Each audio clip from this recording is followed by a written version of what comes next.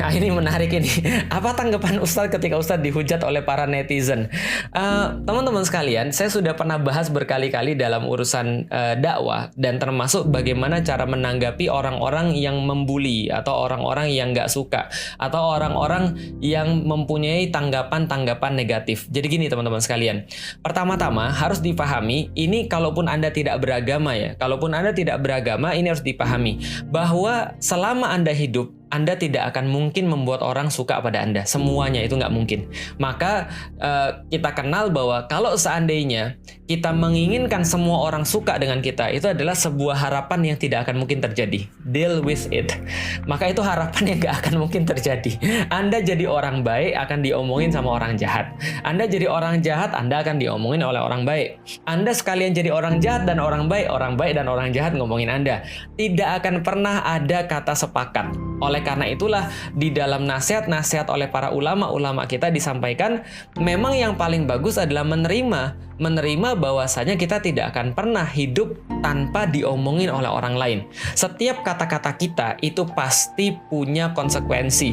Pasti akan ada yang suka, pro kontra akan selalu ada. Sebaik-baik Anda pasti akan ada hatersnya. Sejahat-jahat Anda pasti ada loversnya. Kalau misalnya bahasa pepatahnya, segemuk-gemuk ikan pasti ada tulangnya. Sekurus-kurus ikan pasti ada dagingnya. Maka ambillah ikan yang besar. Gitu. Jadi intinya adalah ini perspektif dulu ya. Walaupun Anda bukan seorang muslim, walaupun Anda bukan seorang yang beragama, perspektifnya adalah kita tidak mungkin selamat dari lisan orang lain. Itu adalah faktanya, tidak mungkin selamat. Maka deal with it. Jangankan manusia, Rasulullah aja diomongin orang. Jangankan manusia, Allah aja diomongin orang. Berarti Ustadz menyamakan dengan Allah dan Rasul? Bukan. Saya tidak sama dengan mereka, dengan Rasulullah. Saya tidak menyetarakan diri dengan Rasulullah. Ya jauh lah, kita semua sudah tahu itu. Tapi maksudnya adalah kalau Allah dan Rasul aja diomongin orang, dicerca orang, dimaki orang, apalagi cuma Felix Xiao yang nggak ada apa-apanya.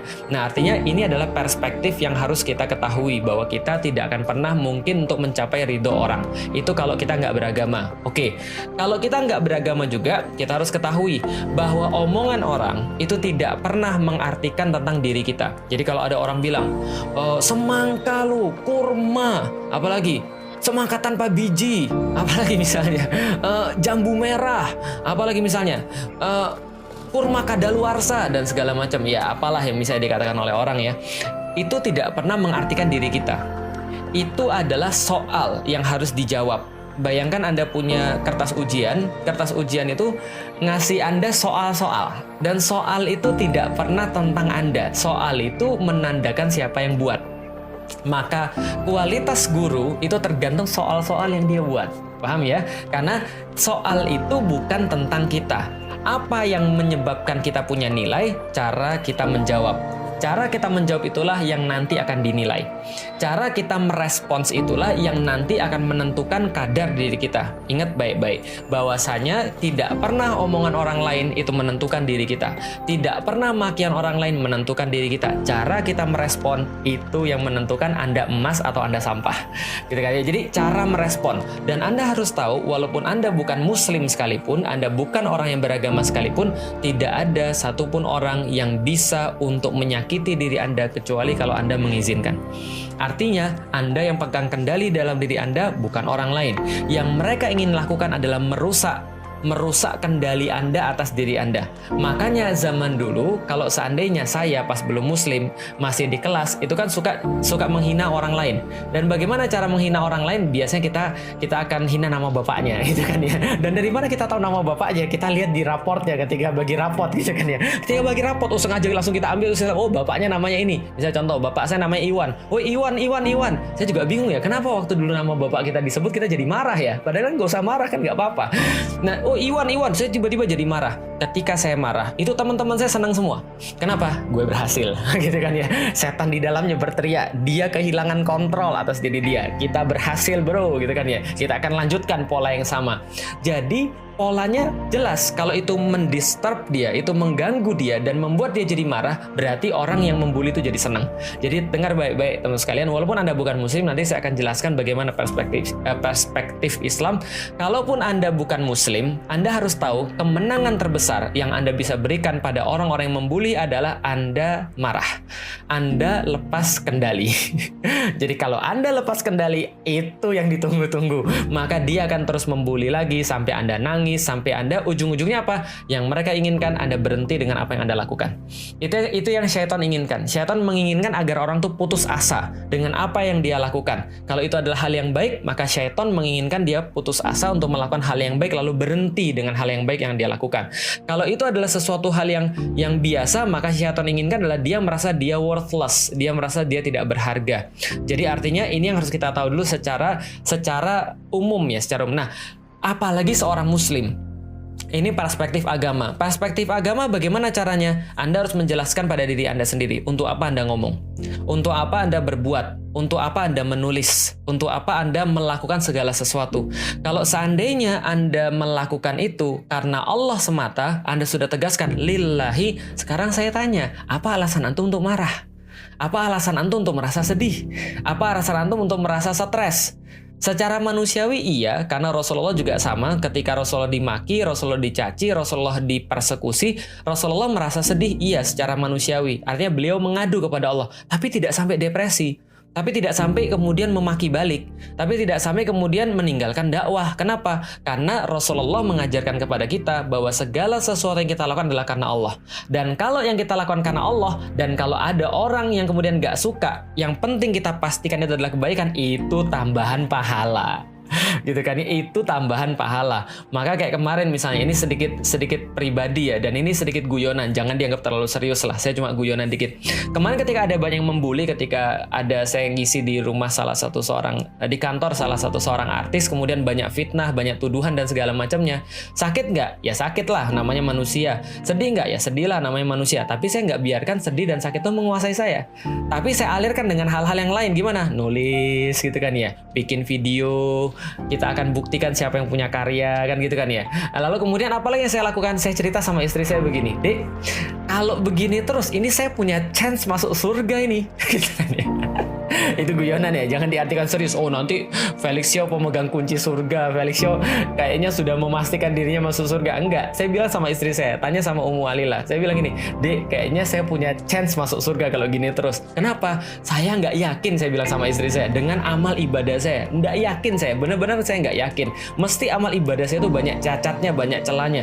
Tapi kalau gini terus, ini kayaknya saya merasa punya chance masuk ke surga. Kenapa? Kayaknya saya bukan masuk surga karena amal ibadah saya, tapi gara-gara dosa saya diambil sama orang lain gitu kan.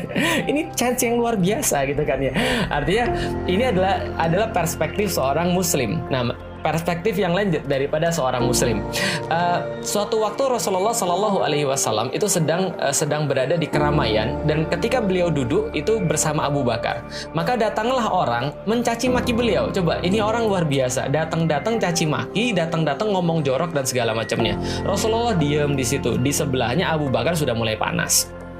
Ketika sudah mulai panas, akhirnya setelah nggak tahan lagi, Abu Bakar membalas cacian orang tadi. Ketika Rasulullah melihat Abu Bakar dan mendengar Abu Bakar membalas cacian tadi, maka Rasulullah kemudian berdiri dan pergi.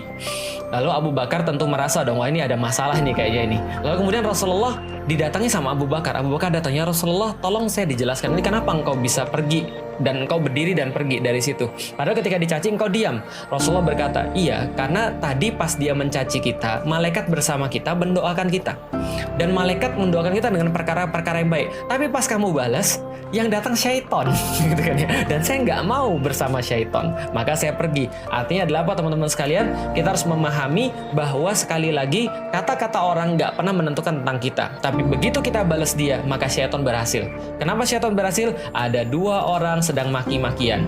Ada dua orang yang sedang mengumpulkan keburukan demi keburukan. Walaupun yang kita katakan benar tentang saudara kita, dan kita balas dengan sesuatu yang lebih buruk daripada apa yang dia sampaikan, atau minimal sama buruknya, berarti kita sudah menghilangkan kesempatan kita untuk mendapatkan kebaikan daripada Allah Subhanahu wa Ta'ala. Maka dari sudut pandang Islam begitu.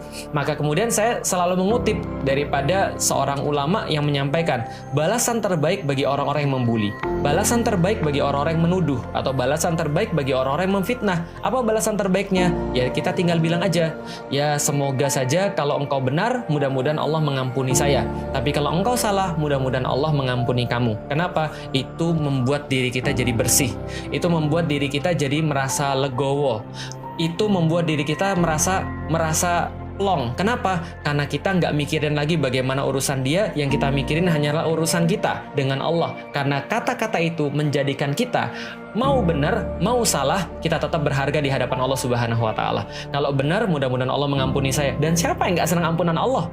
Dan kalau itu adalah sesuatu yang salah, mudah-mudahan Allah mengampuni kamu. Dan itu adalah doa kita juga. Dan kita mendapatkan apapun dari situ adalah kebaikan. Gimana kalau yang dia kritik adalah sesuatu yang benar misalnya? Ya bersyukur dong. Sesuatu yang, jadi gini, kalau saya berbuat kesalahan, 1 tambah 1 jawabannya berapa? Felix, jawabannya 5. Lalu kemudian tiba-tiba ada orang negur, enggak Felix salah, 1 tambah 1 bukan 5, tapi 1 tambah 1 adalah 2. Alhamdulillah dong, berarti saya ditegur dan saya kemudian dikoreksi, itu adalah suatu kebaikan. Mengenai kemudian bagaimana cara ngoreksinya, bagaimana kemudian dia punya niat dan yang lain-lain ketika mengoreksi, itu urusan dia dengan Allah. Maka kita serahkan saja, kita easy going aja. Artinya kalau kita misalnya diingatkan oleh orang, ya Alhamdulillah. Kalau misalnya kita dikoreksi oleh orang, Alhamdulillah. Yang perlu kita sampaikan pada mereka adalah, atau kita sampaikan pada diri kita sendiri dan kita sampaikan pada orang lain, teman-teman sekalian, kesalahan itu ada 2. Satu, kesalahan yang cuma bersifat kesalahan biasa. Satu lagi, kesalahan yang menyesatkan. Contoh misalnya, Anda baca Quran salah, itu kesalahan biasa. Artinya kesalahan, ya namanya kesalahan tetap kesalahan ya, tapi saya sampaikan ini kesalahan seperti 2 tambah 2 sama dengan 5. Itu kesalahan, tapi kesalahan yang masih bisa diperbaiki. Tapi ada kesalahan yang parah. Apa kesalahan yang parah? Nggak mau belajar, itu kesalahan yang parah. Belajar lalu salah, itu biasa. Tapi nggak mau belajar, ini kesesatan. Contoh lagi misalnya, Anda kemudian tiba-tiba ketika jadi imam, Anda lupa ayatnya, lalu kemudian Anda tiba-tiba blank, tiba-tiba Anda sujud. Setelah kemudian lupa baca ayatnya, itu adalah kesalahan yang masih bisa ditolerir, dan ini terjadi terus-menerus di zaman orang-orang kaum muslim. Artinya ya itu sebuah kesalahan biasa. Tapi kalau Anda menolak Al-Quran, ini kesalahan luar biasa.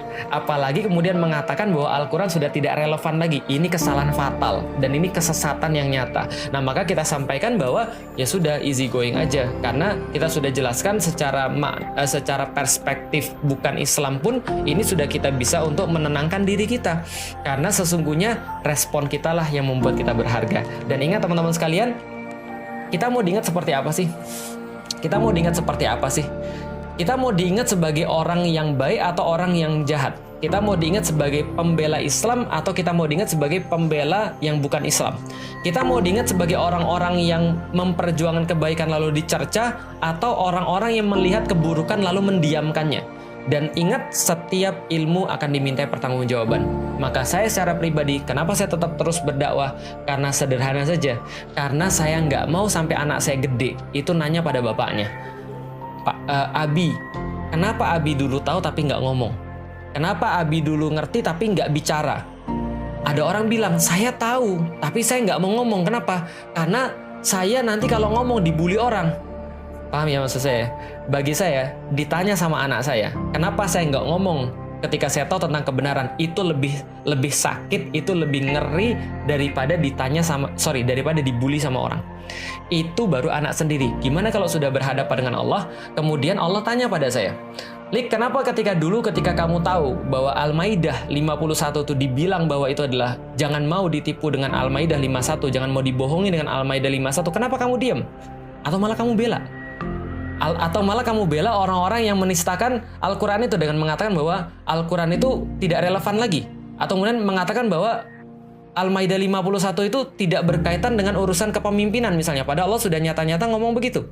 Atau kemudian ketika Allah nyata-nyata bilang bahwa kaum mukmin itu ketika dia harus dipimpin oleh orang mukmin juga, maka kita tahu maknanya dan kita mendiamkan. Nah, maka saya nggak bisa untuk kemudian membayangkan bagaimana Allah minta pertanggungjawaban saya. Nah, jadi mendingan dibully, mendingan kita dimaki daripada kita justru mendiamkan sesuatu yang salah. Tapi balik lagi, harus kita lakukan dengan cara yang santun, dengan cara yang paling bagus, dengan cara yang paling indah. Itu kemudian